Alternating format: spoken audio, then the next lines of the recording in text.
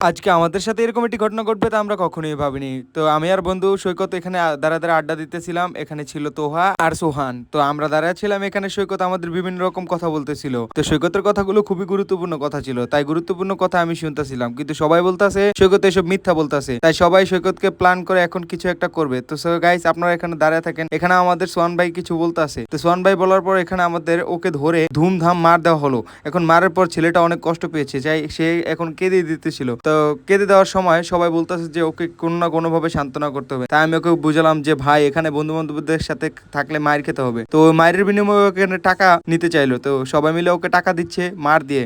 তো আপনারাও যারা যারা এরকম মার খেয়ে টাকা নিতে চান বন্ধুদের কাছ থেকে, তাদেরকে কমেন্টে আপনারা মেনশন করেন। এখানে সবাই তাকে টাকা দিয়ে দিল মারের বিনিময়ে। মারের বিনিময়ে টাকা পেয়ে সে তো খুবই খুশি। খুশি হওয়ার পর এখন তাকে আমরা দিয়ে চায়ের বিলটা দেওয়ালাম। সো গাইস, আজকের ভিডিওটি এই পর্যন্তই। তা আমাদের মতো এরকম যদি আপনারা মজার ফান সব বন্ধ করতে করতে আজকের আড্ডাটা এখানেই শেষ হলো। সো গাইস, আপনারা নতুন ভিডিও পেতে আমার চ্যানেলটিকে সাবস্ক্রাইব